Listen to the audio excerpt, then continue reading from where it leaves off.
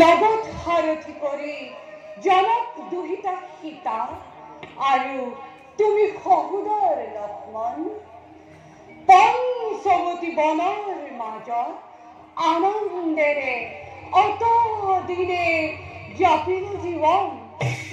কিন্তু দাদা নিয়তিৰ কি যে পৰিহাস অকালতে কাহিনীৰে মোৰ বুকুৰ মাটি। দাদা সীতা সীতা ক'ত আছা তুমি? দাদা জটায়ুৰ মুখে শুনি জানকী শৰণৰ বাতৰি আশা ৰেঙনিয়েতে আহে মনলৈ। কি জানিব বাৰ্তা পাম, কি জানিব লগ পাম দেৱী জানকী।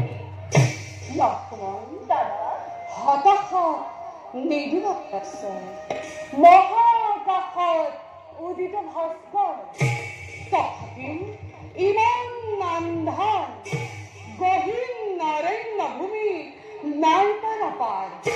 বনচৰ সিংহ জন্তুগণে চতুৰ্দিশে কৰে বিচৰণ। তাৰোপৰি পথৰ ৰুদ্ধ কৰে ৰক্ষণাক্ষীয়ে।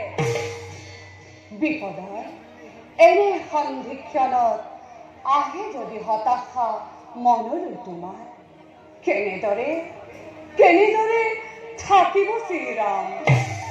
দাদা আৰমকী ৰাক্ষসীক কৰোঁতে নিধান পৰিছিল মনত মোৰ দেৱী জানকীলৈ।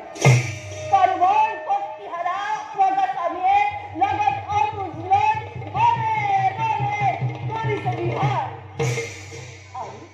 আৰু কেনেদৰে দাদা কাৰোবাৰ শক্তিহাৰা অভগা স্বামীয়ে লগত অনুজ লৈ বনে বনে কৰিছে বিহাৰ। সেইদৰে দাদা দেৱী ৰূপী জানকীক মোৰ কৰে বুলি ৰাৱণে লাঞ্ছনাত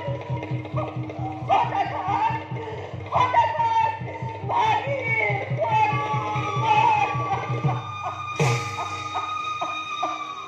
লক্ষ্মণ দাদা ৰামময় হৰধনু ভংগ কৰি লভিল সীতা আৰু সেই সীতাৰ বাবে পৰশুৰামক স্বৰ্গপথক মই কৰিম সেৱন।